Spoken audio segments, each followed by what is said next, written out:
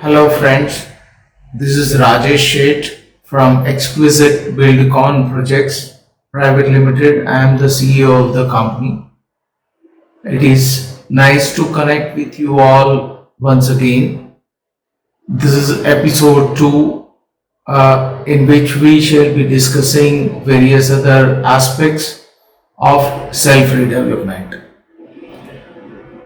Redevelopment is a requirement of a cooperative housing societies, which is a necessity for certain societies which are depleted or dilapidated, as discussed in the episode 1 pertaining to title. Now, in this episode, we will try and touch base to the points which is generally concerning the societies, or it reflects the anxiety of the members and their criteria. Basically, there are 4 criteria which we have observed during interaction with various societies. First and foremost, हमको क्या मिलेगा in terms of how much additional area we will get. दूसरा concern ये है कि कितने time में project पूरा हो जाएगा. We will discuss in general. We will not be specific about any. We are not identifying or we are not evaluating a specific case. So it is a general interaction we are discussing upon. Third, finance मिल जाएगा क्या, और marketing का क्या होगा, surplus inventory का, sales का क्या होगा. ये 4 जनरल क्वेश्चंस आते हैं जब सेल्फ रीडेवलपमेंट की बात आती है. मैं ये चीज को ऑब्जर्व करके चल रहा हूं कि ये चीजें जो है वो थोड़ी सी एंजाइटी, इसलिए मैं कहता हूं कि ये क्वेश्चन इररिलेवेंट है. ऐसे गिना जाए तो आपकी एंजाइटी एब्सोल्युटली करेक्ट है कि ये 4 क्राइटेरिया के लिए आप रीडेवलपमेंट या सेल्फ रीडेवलपमेंट के बारे में सोचते हो, मगर आपको बेसिकली ये सोच के चलना चाहिए कि आपका एक डिप्लीटेड बिल्डिंग है, डिलिपिटेटेड बिल्डिंग है, 40-50 साल का जो पुराना बिल्डिंग होता है उसमें जनरली ट्रांजैक्शन हो नहीं पाता है. कोई अगर बेचना भी चाहे अपना एग्जिस्टिंग अपार्टमेंट, वो इजीली बेच नहीं पाता है, या only very few people who are lucky enough they can exit from this kind of a development. तो पहले इस चीज को देखा जाए कि हमको क्या मिलेगा, उससे पहले हमको क्या मिल रहा है उसके बारे में सोचें. पहली बात तो ये कि आपकी जब रीडेवलपमेंट हो जाती है तो उसकी लाइफ स्पैन यानी shelf life of the building increases to another 40-50 years. So you are in a position to stay in the same building for another 40-50 years, which is a shelf life we are referring to. When we talk on those lines कि अगर redevelopment करना है, और कोई भी करे, developer करे या सेल्फ रीडेवलपमेंट आप करें, बेसिकली ये जो डिफरेंशियल एरिया है या ये जो डिफरेंस है वो रफली 30% से 35% तक का डिफरेंस है. आप रीडेवलपमेंट करें या सेल्फ रीडेवलपमेंट करें, उस टाइम पे आप जो प्रीमियम पे करते हैं, आप टीडीआर खरीदते हैं, और आप रीडेवलपमेंट के लिए जो एग्जिस्टिंग बिल्डिंग है उसको तोड़ के उसको नया स्ट्रक्चर डेवलप करते हैं उसमें करीबन करीबन depending on the location, depending on the area of the plot, depending on various other aspects, क्योंकि रेडी रेकनर रेट से प्रीमियम कैलकुलेट होते हैं, एमसीजीएम के जो भी चार्जेस है वो उसके ऊपर बेस्ड है, रेडी रेकनर के ऊपर। तो इन दैट इवेंट रफली 8,000 से लेकर 13,000 तक का ऑन एन एवरेज, मैं एक रैंडम एग्जांपल दे रहा हूं, कोई स्पेसिफिक एरिया या स्पेसिफिक उसकी बात नहीं कर रहा हूं, मगर बॉम्बे रीजन के अंदर 8,000 से लेकर 13,000 रुपये का आपको खर्चा आता है। अभी समझिए जो एरिया में 20,000 का ही प्राइस चल रहा है कारपेट एरिया का, वहां पर 8,000 का या 7,000 का खर्चा आना मतलब इट इज मोर देन 35%। तो वो जब एब्जॉर्ब हो जाता है प्रोजेक्ट के अंदर, तो आपकी नई बिल्डिंग की वैल्यूएशन जो है वो 35% बढ़ गई। Indirectly directly you are first of all in a position to market that product or get exit out of that. Second is the shelf life, as I told you, बढ़ जाती है, तो वहां हैबिटेट होने के लिए या आप रहने के लिए एक अच्छा स्कोप बन जाता है, आपको एडिशनल एरिया जो भी मिले। मगर ये चीज को हमेशा आप ध्यान में रख के चलिए कि आपको ये एक एडिशनल बेनिफिट है अगर आपका सेल्फ रीडेवलपमेंट फिजिबल हो जाता है, वायबल हो जाता है और आप उसके ऊपर इंप्लीमेंट सक्सेसफुली कर लेते हैं, प्रोजेक्ट पूरा हो जाता है, then in that case automatically that much appreciation you are going to get. So that is the first benefit you are having. Second thing, आपको क्या परसेंटेज मिलेगा वो प्योरली फिजिबिलिटी पे चलता है। जब भी आप रीडेवलपमेंट के लिए जाते हैं, लास्ट एपिसोड में या टाइटल वाले एपिसोड के अंदर हमने बहुत सारा इसके ऊपर डिस्कस किया है, मगर एडिशनली मैं कहता हूं कि कोई भी रीडेवलपमेंट के लिए आप जाते हैं, डेवलपर को जब भी असाइन करते हैं, आपने टाइटल के बारे में जो हमने डिस्कशन किया या डाइल्यूशन के बारे में, टाइटल के डाइल्यूशन के बारे में जो डिस्कस किया, उसमें ये चीज भी लेके चले थे कि भाई आप अपना 1.5, 2, 3 करोड़ रुपए का एक अपार्टमेंट है, वो depending on the area of course, the valuation I am referring to, वो आप किसी के हाथ में दे रहे हैं, वो डेवलप करेगा।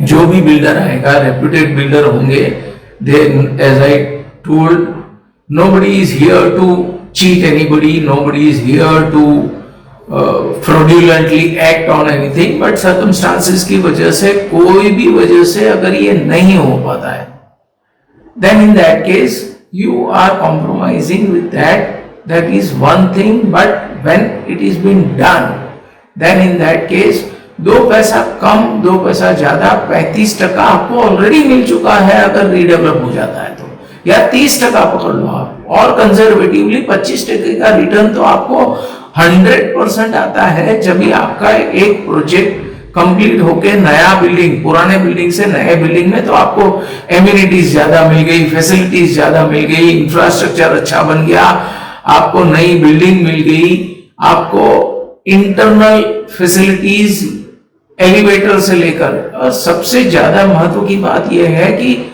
आपकी लाइफ से क्या ज्यादा इंपॉर्टेंट है, आप थोड़ा सा अगर ज्यादा बेनिफिट एरिया का मिल जाता है आपके लिए अच्छा है, nothing wrong in it, but अगर उस वजह से कि हमको क्या मिलेगा उसके ऊपर कोई ग्रीडी होकर सोसाइटी मेंबर्स या कोई भी अटक जाता है, प्रोजेक्ट इंप्लीमेंट ही नहीं करते हैं, may it be in the form of self redevelopment और redevelopment, I am talking about redevelopment of the building in whichever format, but important is कि आपकी बिल्डिंग नहीं बन जाए, कंस्ट्रक्ट नहीं हो जाए, और उसमें अगर आप पॉसिबली ये कर पाते हो कि आपको सेल्फ रिडेवलपमेंट में टाइटल डाइल्यूशन किए बिना आपका प्रोजेक्ट कंप्लीट होता है। उसके लिए फिजिबिलिटी में थोड़ा सा कहीं कॉम्प्रोमाइज भी करना पड़े, आपको 35% की जगह 30%, 25% भी अगर मिल जाता है तो 25% वो और 25% आपको नई बिल्डिंग का जो डिफरेंशियल मैं जो कह रहा हूं, पुरानी बिल्डिंग और नई बिल्डिंग के प्राइस में इतना डिफरेंस है, वो मिलके आपको 50% से ज्यादा का बेनिफिट ऑलरेडी हो रहा है। तो in that event don't be greedy about that. और लास्ट एपिसोड में हमने ये भी डिस्कस किया था कि हमको क्या मिलेगा, तो कोई भी आपकी सोसाइटी आपकी है, आपकी सोसाइटी पे आप किसी को इनवाइट करते हो, may it be through public notice, may it be through tender, may it be due to on various other ways, कि आप किसी को कहते हो कि भाई आप आइए हमारी बिल्डिंग को रीडेवलप करके जाइए, मतलब ये आपकी प्रॉपर्टी है और उसको जो भी रीडेवलप करने को बाहर से कोई भी आदमी आएगा उसका एक्सपेक्टेशन होगा, मे it be in the form of service charges, may it be in the form of profitability, may it be in any other manner। ये अगर इस चीज को लेकर आप आपका जो क्वेश्चन है उसके ऊपर मैं बात कर रहा हूं कि हमको क्या मिलेगा, वो फिजिबिलिटी आप किसी के भी साथ बैठकर डिसाइड कर सकते हैं। अगर आपने रीडेवलपमेंट में जाना है तो 79A की प्रोसीजर आपको करनी है, उसके लिए आपको बीएमसी अपॉइंट करके 79A प्रोसीजर कंप्लीट करनी है। अगर वो आप डिसाइड कर चुके हो, आपको मेजोरिटी ये पॉसिबिलिटीज है कि 100% लोग सेल्फ रिडेवलपमेंट के लिए तैयार हो जाते हैं, या इवन 51% से ज्यादा लोग सेल्फ रिडेवलपमेंट में होते हैं, तो भी सेल्फ रिडेवलपमेंट की प्रोसीजर की जा सकती है, जिसमें आप ये एंटीसिपेट करके चले कि आपकी फिजिबिलिटी क्या है। फिजिबिलिटी अगर आपकी मैच करती है, परमिट करती है, प्रॉफिटेबल है, आप प्रोजेक्ट को इनिशिएट कीजिए। 2 पैसा आपको थोड़ा सा एरिया कम भी मिले, मगर आपके लिए ये इंपॉर्टेंट है कि एक सोसाइटी रीडेवलप हो जाएगी, आपका एक अच्छा नया एमिनिटीज वाला, फैसिलिटीज वाला अपार्टमेंट मिल जाएगा और आप उसको in your life span you might be in a position to release that.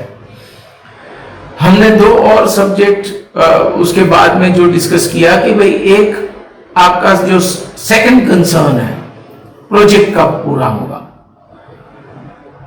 Generally आज वो भी हमने प्रीवियस एपिसोड में डिस्कस किया कि जनरली इट टेक्स, आप पकड़ के चलिए safely with the new technology, मैं एवरेजली बात कर रहा हूं 18-20 माले की, 15 से 20 माले की बिल्डिंग के लिए liaisoning part is crucial. Liaisoning के बाद में आता है प्लानिंग, फाइनेंशियल टाई-अप्स और रेरा रजिस्ट्रेशन के बाद आप उसका कंस्ट्रक्शन वर्क शुरू कर सकते हैं, मार्केटिंग शुरू कर सकते हैं।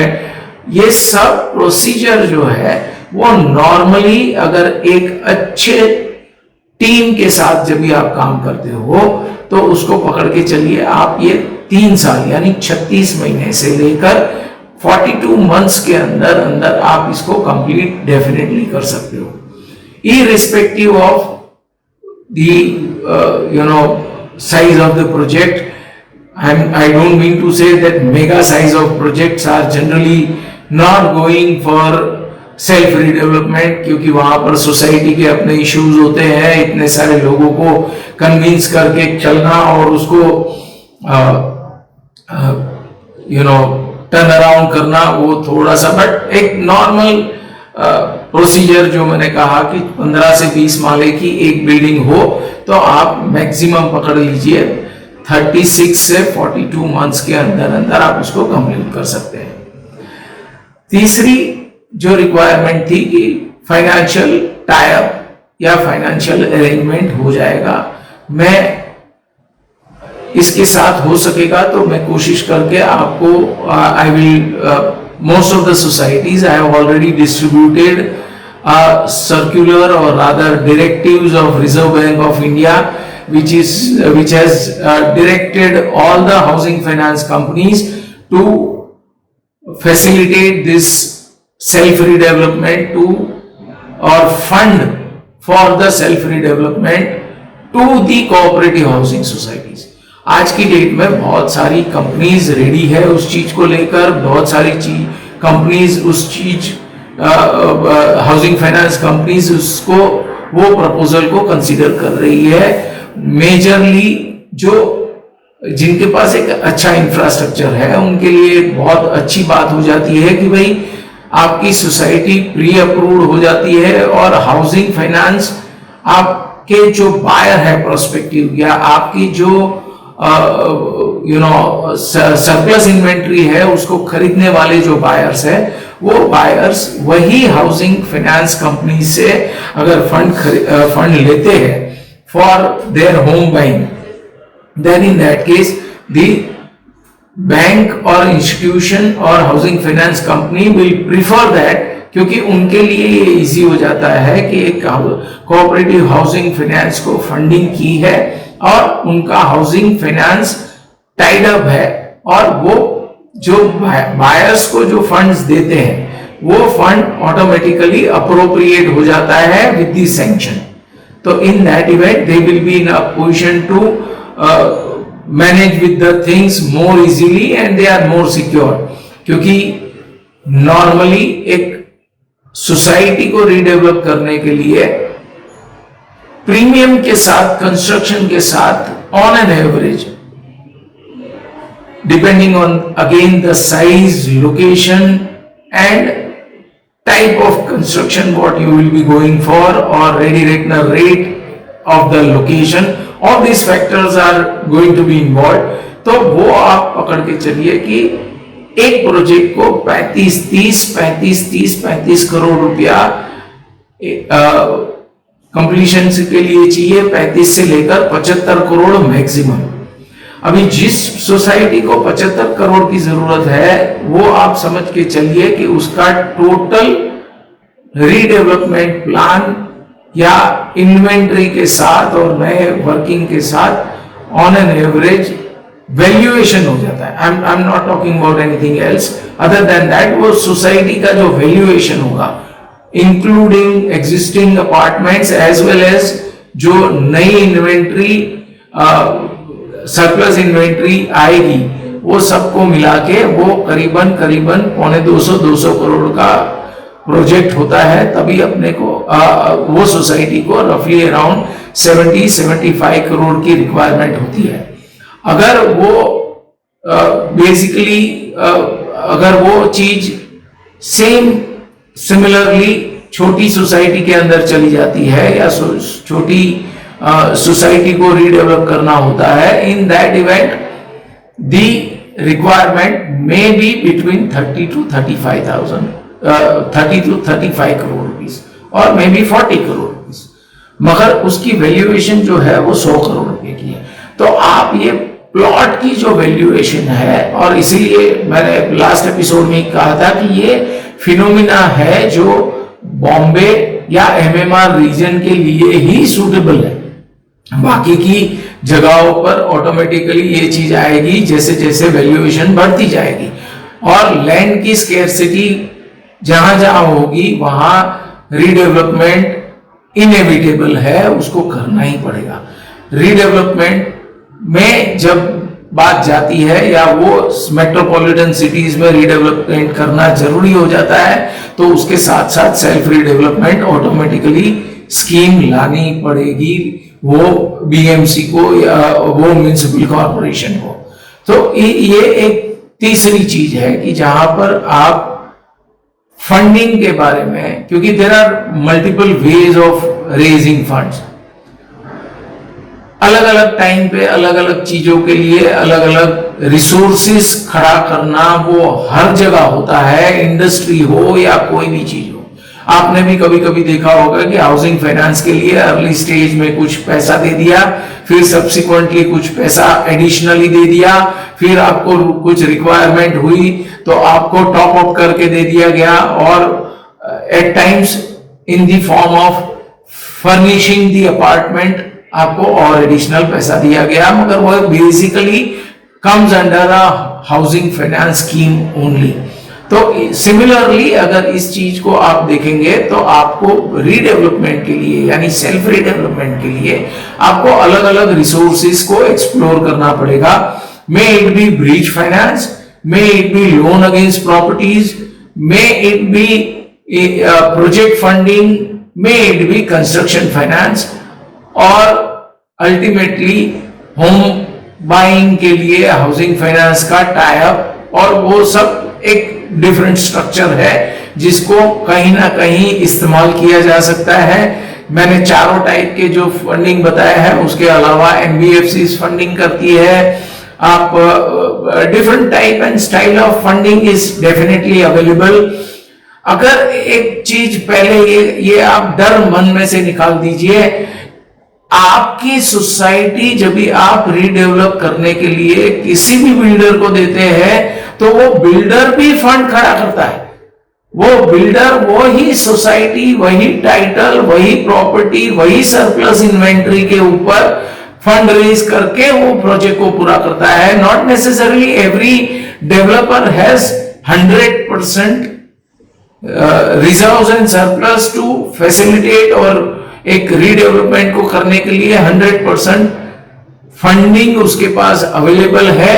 ये जनरली हमने देखा नहीं है।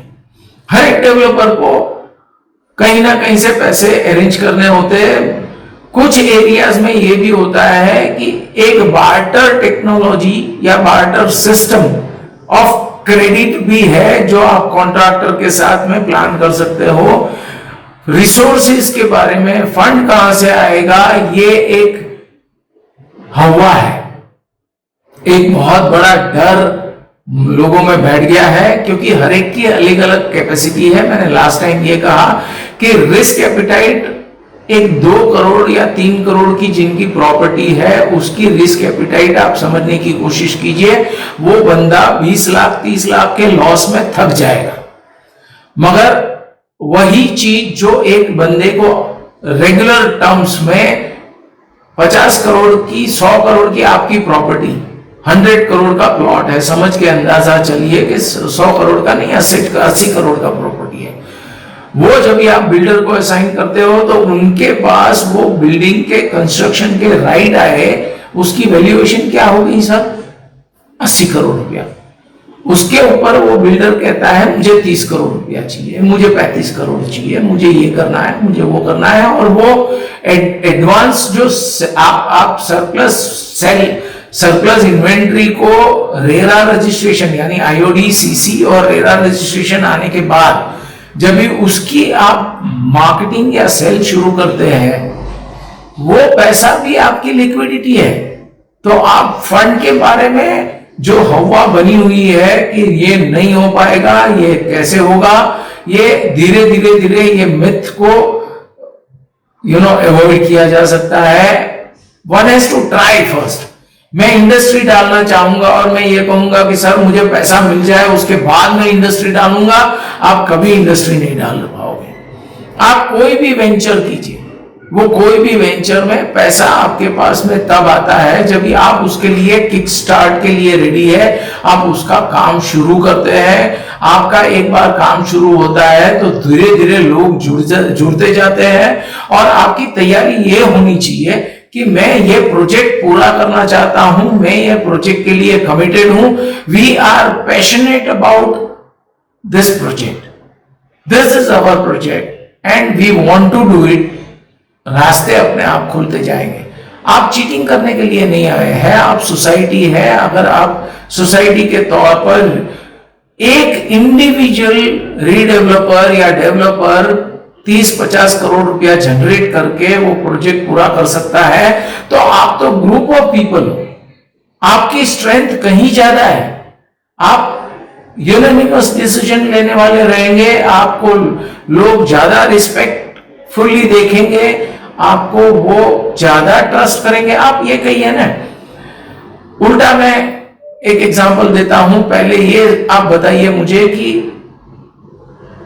अगर कोई बाहर का आदमी, डेवलपर, आपकी सोसाइटी को डेवलप करने को आता है, तो आपकी सोसाइटी के जो 20, 15, 25 मेंबर जो भी है, वो उस डेवलपर को पहले विश्वास करेंगे या ट्रस्ट करेंगे या उसके ऊपर कॉन्फिडेंस दिखाएंगे, या आपकी सोसाइटी के अंदर रहते हुए 50-40 साल से जो लोग आपकी सोसाइटी को मैनेज कर रहे हैं, उस मैनेजमेंट कमेटी को ट्रस्ट करेंगे। इस चीज को भी आपको जरूर सोचना चाहिए कि when you are united, you can do wonders. In that event, आप जो भी प्रोजेक्ट शुरू हुआ, देखिए हर एक चीज की डेस्टिनी होती है, वो डेस्टिनी को आपको ये विश्वास के साथ शुरू करना है कि हम ये पूरा करेंगे project, we are passionate about it, और हम प्रोजेक्ट पूरा कर पाएंगे। ये कॉन्फिडेंस, सेल्फ रिडेवलपमेंट तो एटलीस्ट आपको ये कॉन्फिडेंस के बिना करना नहीं चाहिए। आप जाएं, सेल्फ रिडेवलपमेंट के लिए अपने आप को तैयार करें, आप उसके लिए इंफॉर्मेशन ले, आप उसको इवेल्युएट करें और फिर you step out thereafter. उसके बाद का जो फोर्थ स्टेज है, that is about fund raising के बारे में हमने टच कर लिया। हमने टच किया आपके प्राइमा फेसी कंसर्न्स को कि भाई कब पूरा होगा प्रोजेक्ट, फंड आएगा कि नहीं आएगा। अब चौथा सब्जेक्ट जो है उसको आप देख के चले कि भाई weather in every circumstances we will be in a position to complete a project, then in that case there is nothing pending. 3 साल से 42 महीने में आपका प्रोजेक्ट पूरा हो जाएगा, आप प्रोडक्ट को, फाइनेंस को आप रेज कर पाओगे, आप आपका जो इनिशियल कंसर्न है वो मैंने एड्रेस कर दिया। आपकी फिर भी कोई भी क्वेरीज है, आप ये हमारी YouTube चैनल को सब्सक्राइब करें, हमें लिखें, हमारे साथ कम्युनिकेट करें, हमारे ब्रोशर हम आपको भेजेंगे, आप देख ले, आप पढ़ ले। Specially I will request everybody who has received our brochure और ई ब्रोशर, पेरेंट्स जरूर पढ़ लीजिए। फायदे और नुकसान हर एक प्रोफेशन में होते हैं, आपको उस चीज को लेके चलना पड़े, उसके लिए एक रास्ता और है जो आज की डेट में कोई एक्सप्लोर नहीं करता है। When you are going for a redevelopment, आप इस चीज को लेके चलिए कि हम ये प्रोजेक्ट को भी इंश्योर करा लें। हम रीडेवलपमेंट के प्रोजेक्ट को हर तरह से टाइट करके चले, इंश्योरेंस करा ले, जिससे कि आपको कोई आने वाली सिचुएशन में you are not making any losses. If you are at one particular moment of time you are, क्योंकि आपने घर खाली किया है, आप वो प्रोजेक्ट अगर सेल्फ रिडेवलपमेंट में लेके चलते हो तो आपको पूरा किए बिना कोई चारा ही नहीं है, आपको पूरा करना ही पड़ेगा क्योंकि आपको वहीं रहना है। आपका एडिशनल एरिया वाला जो ख्वाब है वो वहीं पूरा होने वाला है। तो in that event please don't hesitate to write to us. Feel free. We don't mind coming to the society. Speak with all the members. Try and understand your concerns rather than हम तो एक service provider है, हम लेके भी क्या जाएंगे, कोई प्रॉफिट करने वाले नहीं है कि भाई सुपर प्रॉफिट जैसे बिल्डर्स को होते थे या हो रहे हैं वैसे सुपर प्रॉफिट लेके हम चल सकते हैं। हम आपके बिहाफ पे काम करने वाले हैं। Development management consultant is purely an advisory which is facilitating as a consultant. तो हम आपको जहां जहां जरूरत पड़े वहां आपको गाइड करने के लिए अवेलेबल रहेंगे। Feel free to be in touch. In case if you have any queries, any सिर्फ फियर लेके आप मत चलिए, फियर के आगे एक स्टेप लेना पड़ता है। somebody has said very very nicely कि डर के आगे जीत है। तो इसी के साथ मैं ये एपिसोड भी कंप्लीट करूंगा and looking forward to interact with you once again in few days or maybe in near future. Looking forward to meeting you all once again after some time. Hope this episode also must have enlightened some of you, and let us hope to get affiliated or associated wherever we can, but otherwise we will remain connected at least on YouTube or on other social media, which might help any third party in general. So in that event I will take your leave, signing off for today. Looking forward to seeing you all once again. Thank you. Bye bye.